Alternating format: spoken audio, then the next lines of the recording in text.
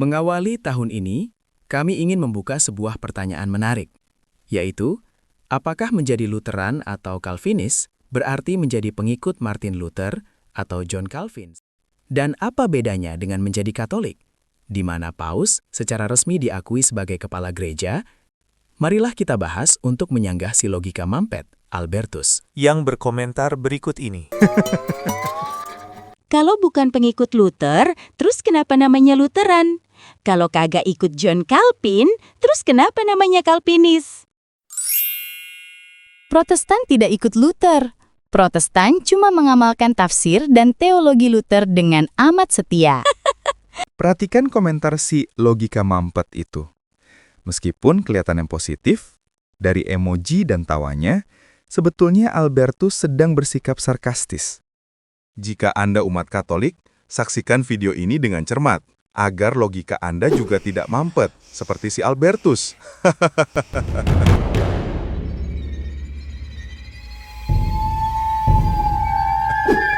Poin pertama, ketika saya mengatakan bahwa saya Lutheran atau Calvinis, itu tidak berarti saya adalah pengikut Martin Luther atau John Calvin sebagai otoritas iman.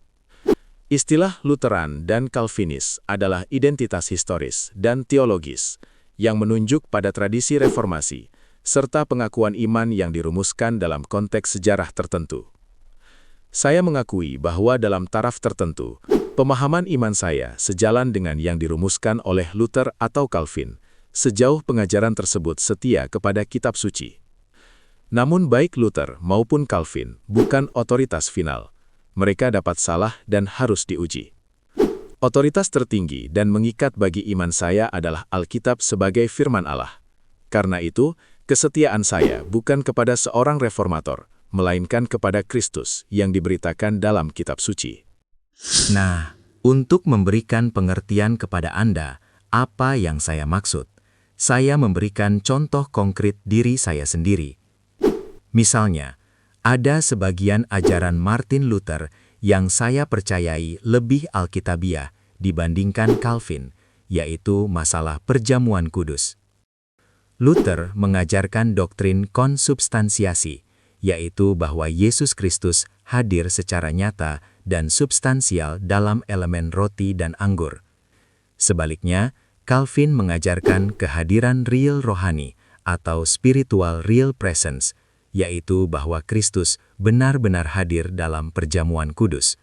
Namun kehadirannya bersifat rohani melalui kuasa Roh Kudus, bukan kehadiran fisik secara lokal pada roti dan anggur, seperti yang diajarkan oleh Luther.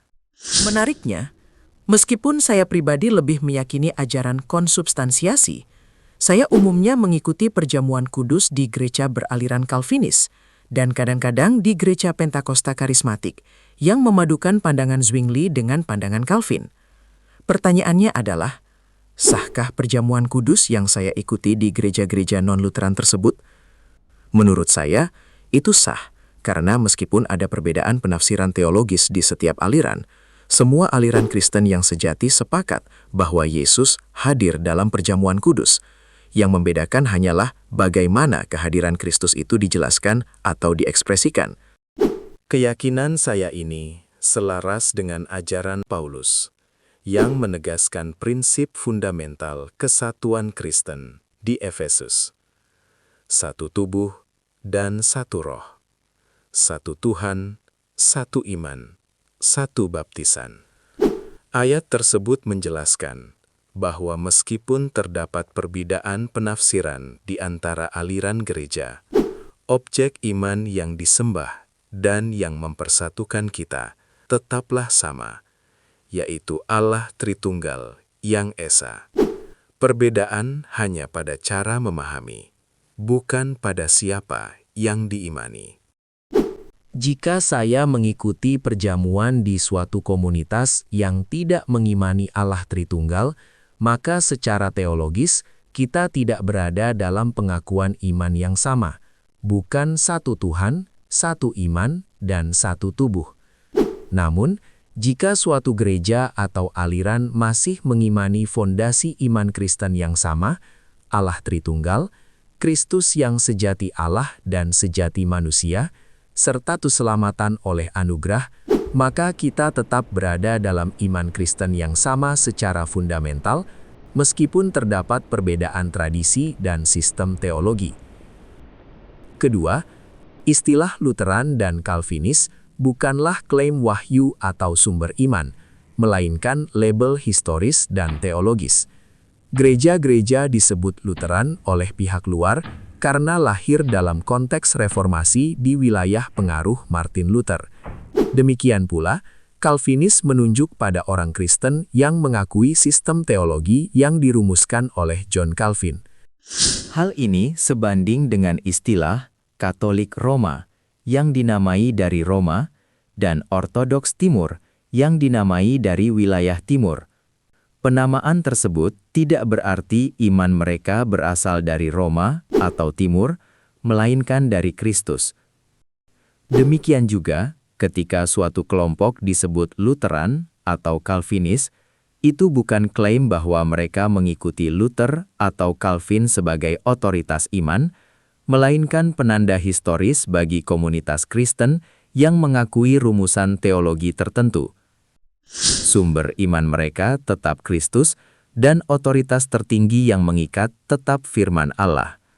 Ya, saat saya mengatakan bahwa saya Lutheran atau Calvinis, itu tidak berarti saya mengikuti Martin Luther atau John Calvin sebagai otoritas iman. Istilah tersebut menunjuk pada tradisi dan rumusan teologi reformasi yang sejauh setia pada kitab suci saya terima.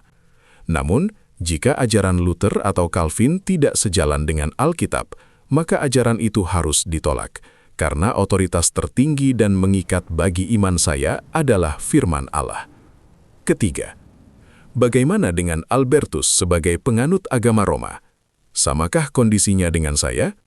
Mari kita lihat kutipan Rick Ross, seorang praktisi kultus dari buku berjudul Cult Inside Out, yang berkata, Kultus berbasis Alkitab membuat orang-orang dipengaruhi secara persuasif untuk menyerahkan kehendak mereka kepada Tuhan. Namun dalam kelompok seperti itu, menyerahkan diri kepada Tuhan sebenarnya berarti menyerahkan diri kepada kelompok dan otoritasnya. Karena otoritas itu mengklaim secara eksklusif, mewakili dan berbicara atas nama Tuhan. Rick Ross menjelaskan bahwa dalam kultus berbasis Alkitab, penyerahan diri kepada Tuhan dapat secara praktis berubah menjadi penyerahan kepada otoritas manusia yang mengklaim berbicara secara eksklusif atas nama Tuhan. Nah, apakah dalam Gereja Katolik Roma, Paus dan Magisterium memang mengklaim otoritas representatif untuk mengajar atas nama Kristus? Dan sebagian ajaran dogmatisnya dipercaya umatnya dijamin oleh Allah, sehingga umat dipengaruhi secara halus untuk mentaati ajaran gereja.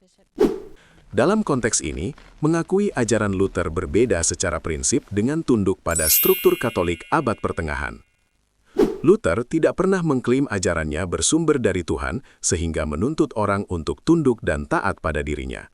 Tapi ia menuntut agar setiap ajaran, termasuk ajarannya sendiri, diuji oleh Alkitab. Sebaliknya, Katolik abad pertengahan membentuk sistem di mana ketaatan kepada Allah dipraktekkan melalui ketaatan mutlak kepada gereja dan paus, yang mengklaim otoritas tunggal untuk menafsirkan kehendak Allah. Maka, Martin Luther membuka ruang koreksi oleh firman, sedangkan gereja dan paus mengikat hati nurani umatnya untuk tunduk dan taat pada otoritas manusia. Sebuah ciri yang oleh studi kultus disebut sebagai coercive religious authority. Nah, untuk memberikan gambaran untuk memahami apa yang dikatakan Rick Ross dan hubungannya dengan ajaran Katolik, Rick Ross menjelaskan bahwa dalam kultus berbasis Alkitab, penyerahan diri kepada Tuhan seringkali secara praktis berubah menjadi penyerahan diri kepada otoritas manusia atau institusi yang mengklaim berbicara secara eksklusif atas nama Tuhan.